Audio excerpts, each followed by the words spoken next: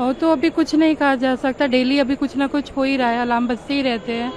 I think दिन में 3 या 4 बार हो रहे थे अभी alarm. After the missile comes into UAE airspace, we get the message that the missile is coming and we should stay inside, away from windows. There was a siren in the airport. We all had to rush to the ground floor and come back. America, Israel और Iran के बीच बढ़ते तनाव के कारण पश्चिम Asia के कई इलाकों में उड़ानों पर असर पड़ा है।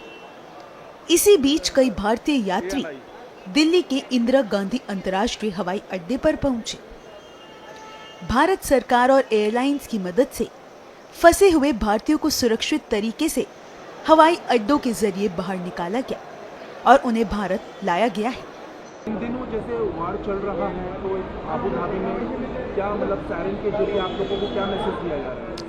एक्चुअली ये हुआ है, लास्ट सैटरडे से स्टार्ट हुआ है, बट हमें वहाँ पे बहुत सेफ़ है।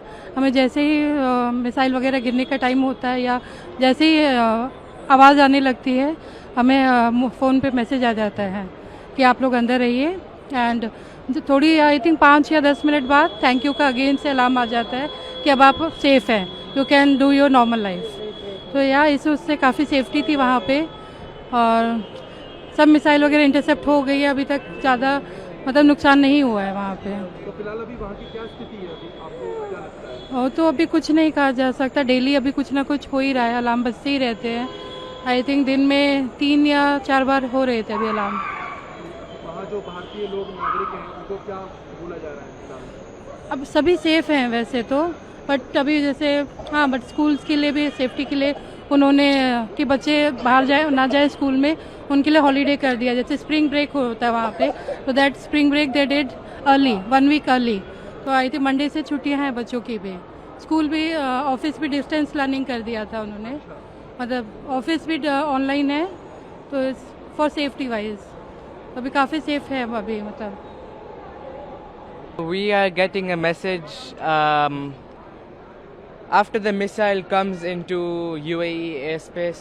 We get the message that the missile is coming and we should stay inside, away from windows, and just stay safe. And after the missiles are gone, another message comes saying that we are safe and we can continue doing what we were doing before. Schools वगैरह open हैं, malls वगैरह? Schools open nahi hai. Schools is online learning because for safety of the children. So all schools in UAE are online learning, meaning we do school from home. All malls are open, everything is open. Just schools is from home and also some offices are also from home.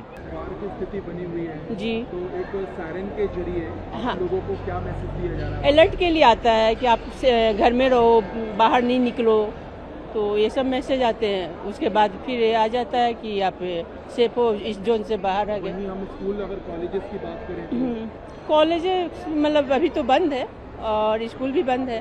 कुछ ही दिन work from एथी घर से हुआ, बाकी normal है, कोई दिक्कत नहीं है।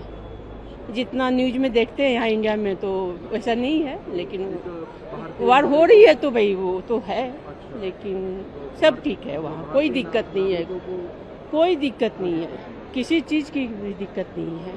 There was a lot of during my short stay in Dubai, there was lots of course, when I went, everything was calm and quiet, but the war broke out before our return. That was on 2nd March, and then 2 cancellations, and finally we were able to get a fresh ticket in Etihad and Airways. And of course, once we came to the airport, also we were a little nervous because there was a siren in the airport. We all had to rush to the ground floor and come back up, and everything in the airport was really nice. And yes, we were a little nervous, and I think more than that, our family members in Delhi were more curious and worried about our return. But well, now everything is okay. We are, at least from the our part of view, family part of view, we have come down safe and sound.